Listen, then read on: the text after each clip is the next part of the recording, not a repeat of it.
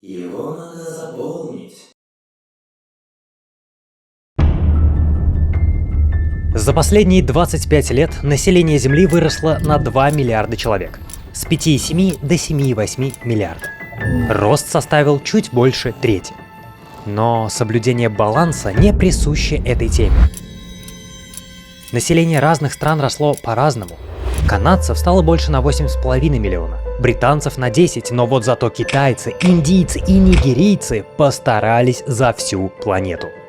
Китайцев стало больше на 200 миллионов, индийцев на бешеные 416 миллионов человек. Нигерийцы вообще родили людей больше, чем текущее население Германии. Плюс 98 миллионов, а это практически двукратный рост населения за 25 лет. Но и тут вы спрашиваете, где же находится Россия? За последние 25 лет население страны сократилось на 2,3 миллиона человек, составив снижение 1,5%. Тема роста населения многогранна. Она не заканчивается только размножением. У каждой страны свои причины и последствия текущей ситуации. Так что усаживайтесь поудобнее, потому что мы вступаем на территорию аморального, где-то даже евгенического. Не путайте с евгениальным. Я вас уничтожу. Потому что здесь мы выведем коэффициент, сколько детей надо рожать, существует ли демографическая яма и при чем здесь экономика.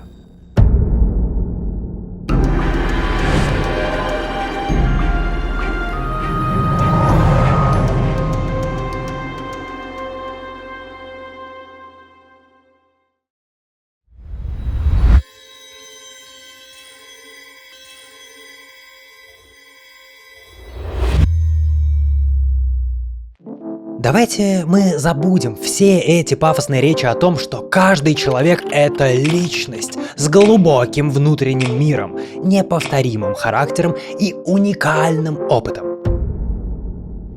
Нас скоро будет 9 миллиардов, поэтому в большинстве своем каждый из нас лишь песчинка на побережье. Настроиться на правильную волну поможет нам Генри Форд, который воспринимал человека особым образом, как орудие для производства. Из этих 7882 специализированных работ для 949 требовались сильные, здоровые и практически совершенные в физическом отношении мужчины. Для 3338 были нужны мужчины с обычной физической силой. Большую часть оставшихся могли выполнять женщины или подростки. И мы обнаружили, что 670 могут быть выполнены безногими мужчинами, 2637 одноногими, 2 безрукими, 715 однорукими и 10 слепыми. В экономической системе человек представляется таким орудием, которое можно разделить на 3 стадии: иждивенец, рабочий и пенсионер. И во влажных фантазиях экономики человек должен рождаться сразу 16-летним и идти создавать добавленную стоимость, покупать товары на рынке и оплачивать налоги государству. Но, к сожалению, такого не бывает, и экономика терпит первые 16 лет человека ради следующих 50 лет трудоспособного возраста, где человек приносит пользу обществу. Возраст после 60 воспринимается как воздание по заслугам за время трудоспособного периода. Поэтому получается так, что вот этот человек посередине заботится одновременно о 2 категориях. О непосредственно своих иждивенцах, их еще называют дети, а также своей работой обеспечивает выплату текущим пенсионерам. И этот цикл проходит каждый человек от рождения до смерти, а вечным остается лишь система. Так вот, для нормального функционирования системы ей требуется баланс. А значит, население страны должно стремиться к нормальному распределению. То есть, когда людей всех 3 категорий одинаково. Притом, желательно, чтобы еще мужчин и женщин было одинаково. А где-то к окончанию жизненного цикла продукта, человека, количество снижается. В реальности это невозможно, поэтому могут быть незначительные отклонения. Например, такие сейчас в США, такие в Англии. Видите, небольшие ямы или ямочки здесь и здесь. Но что нам эти за бугром? Посмотрим, что у нас. У нас как-то так. Ну, помимо очевидного, что мужики у нас дохнут как мухи после 65, а женщин после 40 намного больше, чем мужчин, здесь вы еще видите явление, которое называется демографическая яма. Вот оно. В чем, собственно, цимис? Давайте сначала повернем график, чтобы было понятнее. Пока это ощущается слабо, но через 20 лет, когда вся эта гора работяг начнет превращаться в пенсионеров, у нас просто не будет новых работяг, которые смогут обеспечивать этих пенсионеров, да и всю экономику в целом. Вы, как зрители нашего канала, уже знаете, что люди – это новая нефть. Они являются генераторами НДФЛ, пополнения в пенсионные, медицинские, страховые фонды – это напрямую, а косвенно они же расплачиваются за налог на прибыль, НДС, налог на добычу полезных ископаемых и акцизы, иными словами. Со снижением трудоспособного населения снизится пополнение в бюджеты государства. Так еще и возрастет нагрузка со стороны пенсионеров. А это значит, что государство в этом случае будет либо сокращать расходы, ага, как же, либо повышать пенсионный возраст, не индексировать и замораживать пенсии, отменять льготы с пособиями и, самое главное, повышать налоги, чтобы компенсировать снижение доходов. А это, в свою очередь, вдаривает еще сильнее по покупательной способности, тем самым загоняя в долгую эпоху экономической импотенции. Поэтому любой стране нужно стремиться к нормальному распределению 3 категорий. А если страна не будет к этому стремиться, то тогда уже население будет стремиться в другую страну. И на самом деле это нормально, если человек смотрит на другое государство как на поставщика услуг. И это нормально, если поставщика он хочет сменить. Но для этого нужно научиться разговаривать с новым государством. Для этого требуется английский, и я рекомендую онлайн-школу Skyeng. Да-да, вы про них слышали, но погодите, ребята очень сильно прокачались. Они помогут подобрать курс английского языка индивидуально под вас, и это не просто рекламный слоган, это чистая правда. Помимо классических выборов уровней типа Beginner, Intermediate, Advanced, есть курсы под конкретные задачи. Вы айтишник, который хочет поступить в иностранную компанию? Вот ваш курс. Планируете освоить международный деловой язык? Пожалуйста. Вы маркетолог, фармацевт, менеджер? Такое есть у них. Или просто человек мира, который планирует путешествовать? Тоже имеется. Все эти программы уже прокатаны многолетним опытом. Благодаря нейросетям просчитаны тысячи гипотез, и все для одной цели, чтобы вы получали удовольствие от обучения. Вы даже можете поменять преподавателя, если он не понравится. Про прокачанную удобную платформу, про 10 тысяч преподавателей из 30 стран мира вы и так это знаете. Так что, чтобы открыть доступ к другим странам, кликайте по ссылке в описании, не забывайте промокод SkyGap, чтобы получить 2 урока для новых учеников. А если оплатите пакет занятий сразу после регистрации, то до 5 уроков бесплатно. А мы переходим к главному вопросу. Как мы вообще докатились до демографической ямы и сколько нужно произвести людей, чтобы из нее выбраться? Иными словами, сколько нужно родить детей? Аморальщина!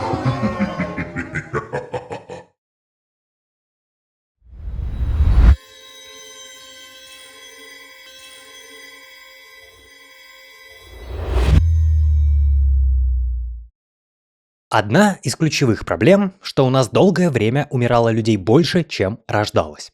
В июне этого года умерших оказалось в 1,5 раза больше, чем родившихся. Глазами статистики выглядит это так. Вот вы видите количество смертей, а количество рожденных находится заметно ниже. Между ними вот такая здоровенная дыра. И чем она больше, тем хуже. Вы видите, что за все время существования современной России было лишь 5 лет, когда эти 2 индикатора были равны. Все остальное время работаем, так сказать, в минус. И что же вы предлагаете? Рожать, бабоньки, рожать как можно больше.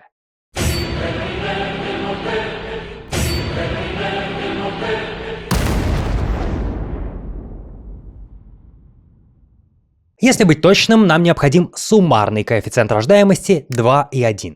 Ну, это значит, чтобы в среднем по стране женщина детородного возраста родила 2,1 ребенка.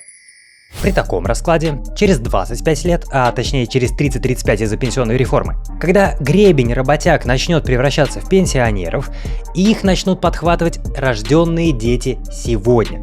Почему сегодня? Ну, по идее, это наделось прямо сейчас. Работяги же не молодеют с каждым днем.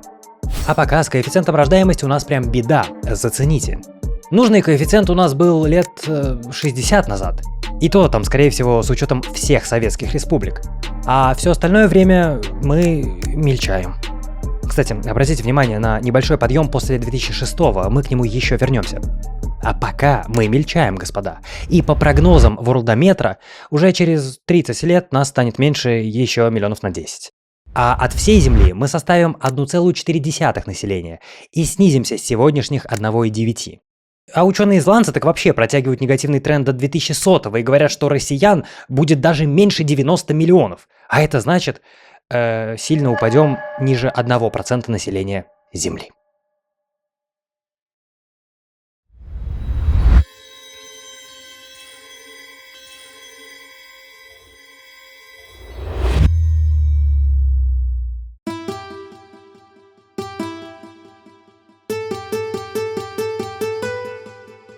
Так как мы оказались в ситуации, когда россиян начинают производить все меньше и меньше? Частенько власти винят во всем 90-е. И в этом есть доля правды. Продался.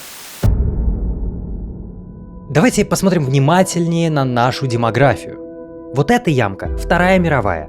Это эхо войны и закономерный переход от высокой рождаемости к низкой во всех развитых странах. Другое важное событие произошло ближе к нам, вторая половина 90-х годов, когда случился дефолт, а с ним пришли бедность, невыплаты зарплат, голод, разруха и глубочайший провал в численности населения. Смертность превышала рождаемость в 1,5 раза. То есть мы примерно в этом июне вернулись в 90-е. Так описывает последствия 98-го года профессор Высшей школы экономики Олег Матвейчев. Как было рожать, если люди элементарно выживали, зарплаты не платили по полгода, разорялись предприятия? На что было растить и содержать детей? Теперь давайте посчитаем. 90-е годы у нас были 25 лет назад. Поколение родившихся в 90-е сейчас само входит в детородный возраст. Но это малочисленное поколение. Поэтому естественно, что если самих по себе этих людей мало, они и рожают существенно меньше детей. Да и к тому же, пришли еще демократические и капиталистические ценности Запада сразу после развала СССР. Россияне, по примеру европейских семей, начали рожать после 25-30 и все больше рассчитывали на наличие накоплений перед рождением ребенка. А еще ведь получение образования, тренд на сильную, независимую, самостоятельную женщину, волны феминизма, осознанность, рефлексия, появление понятий типа абьюзерства, токсичные отношения, в общем, идея «дал бог зайку, подарит и лужайку» как-то начала сдавать позиции. Ну ладно, если не получается решить вопрос собственными силами, давайте попросим другие страны. Не знаю, о чем подумали вы, но я говорю о миграции.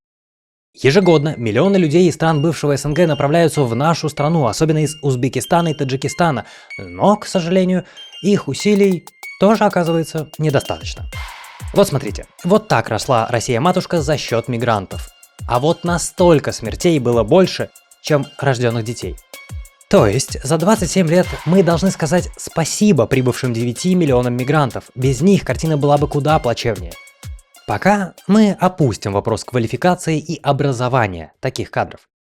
В отличие от тех же США, куда мигрируют люди, чтобы остаться, у нас миграция носит сезонный характер. Наша трудовая миграция не предполагает переселение, к нам приезжают сезонные работники, к нам чаще приезжают, чтобы отправить деньги на родину. И вот тут пауза. Как думаете, в какую страну отправляется больше всего денег из России? 5 секунд на размышление. Произнесите название этой страны у себя в голове.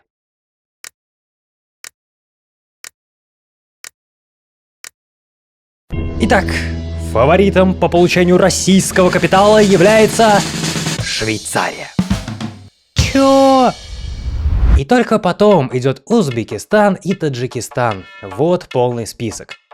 Ну, я понимаю, что в Таджикистан, Узбекистан, Киргизию, Армению, Азербайджан пересылают деньги как раз те сезонные мигранты. Но вот интересно, какие мигранты пересылают такие суммы в Швейцарию, США и Британию? Для страны, конечно, лучше, если бы эти деньги оставались в стране, ведь меньше денег, меньше благосостояния, меньше населения, меньше денег. И это порочный круг. Данные, кстати, максимально официальные и открытые от самого Центрального банка, так что все они там знают. Ладно, помимо денежных дел, ко всем перечисленным причинам добавляется еще Его Величество ковид. Да как вы заебали!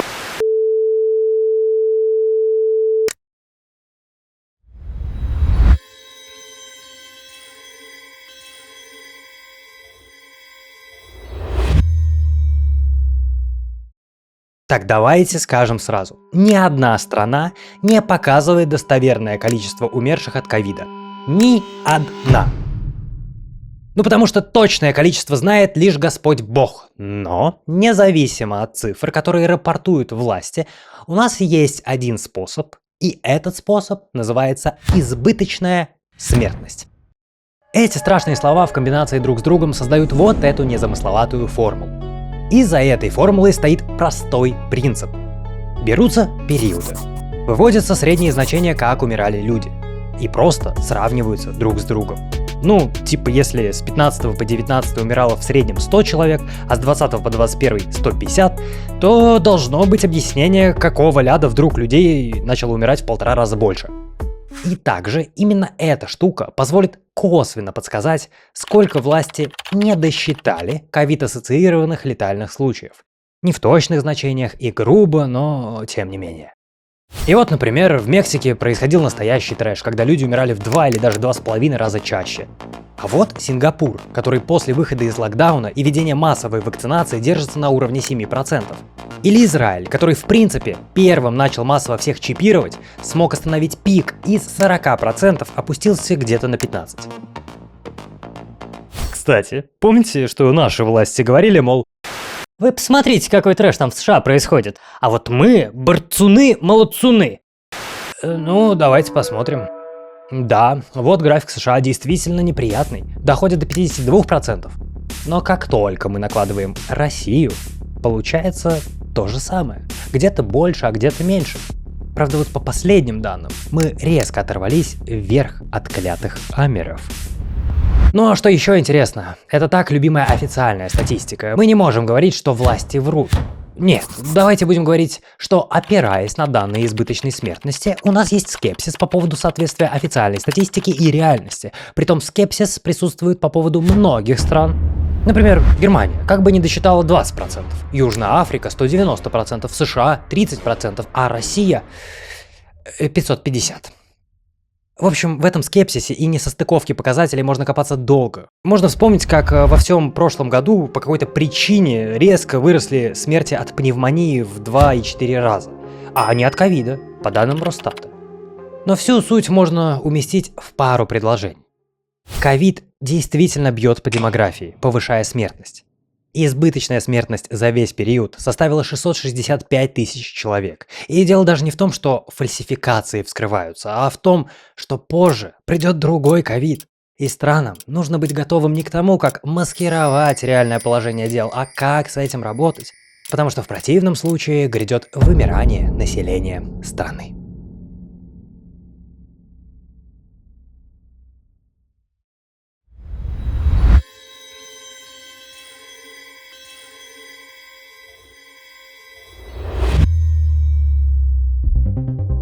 Население стран меняется по всей планете Земля, меняется по-разному и по разным причинам. В развитых странах оно тоже уменьшается. Причина тому – развитие контрацептивов и женского образования. Есть даже грустный случай в Исландии. В этой стране проживает всего 341 тысяча человек, то есть это примерно как в республике Тыва. И вот Исландия старается увеличить население за счет мигрантов, коих там, кстати, около 11%. Оно и понятно. Начал встречаться с девчонкой, а она, оказывается, твоя двоюродная сестра. Природа такие смешения не одобряет. А вот в Центральной Африке же совсем обратная ситуация. Там нет факторов образования и контрацептивов. Поэтому прогнозируют, что к 2050 году 40% всех детей на планете Земля составят африканцы. И несмотря на снижение рождаемости, заболеваний и миграцию, Средний прогноз к 2100 году указывает на потенциал иметь население в 4,2 миллиарда на континенте, то есть где-то 38% от мирового. В России причин для вымирания намного больше, чем было пересказано в этом ролике. Но если попытаться создать какую-то общую формулировку, виновата опять экономика. Как в 90-е она была основной причиной создания демографической ямы, так и что-то похожее мы испытываем сейчас. Помните, мы смотрели на коэффициент рождаемости, который с 2007 года начал быстро переть вверх? Я думаю, вы уже догадались о причине такого подъема. Единственная причина роста рождаемости третьих детей – введение выплаты 450 тысяч рублей на ипотеку. Рождаемость вторых детей также перестала падать и чуть подросла из-за увеличения суммы мат-капитала с 483 тысяч до 639. Да, выделение денег оказывает какой-то эффект, но это не системный подход, а практика тушения пожаров. Во-первых, мы вообще не касались условий, в которых этот ребенок появляется, то есть уровня образования и дохода родителей. И поверьте, я не говорю о том, что все родители должны иметь научные степени, 2 бизнеса и 4 автомобиля, не дай боже.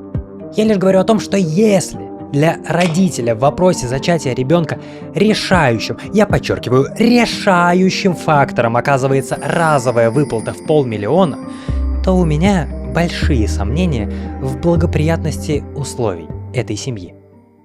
Во-вторых, даже в условиях хорошего образования и дохода есть такой тренд на снижение рождаемости.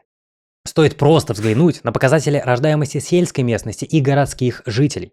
Вы посмотрите, горожане рожают процентов на 40 реже.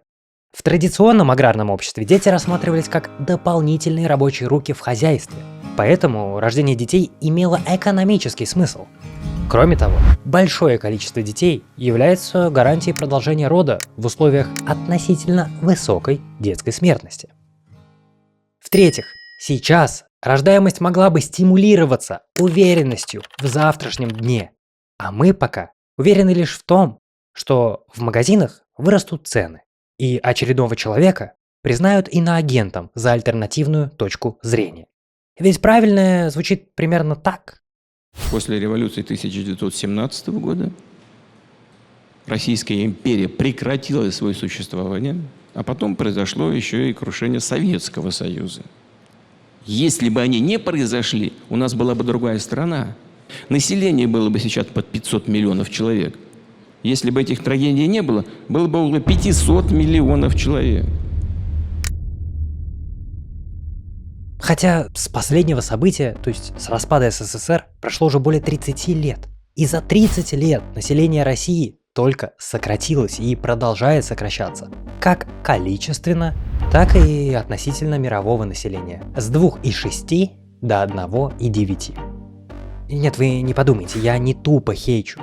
Просто появляется порочный круг. Чем страна богаче и развитее, тем более богатой и развитой ей нужно быть, чтобы продолжать быть более богатой и развитой. Ведь с определенного уровня благосостояния люди начинают искать еще более высокое благосостояние. Планка по рождению новых детей, так сказать, повышается.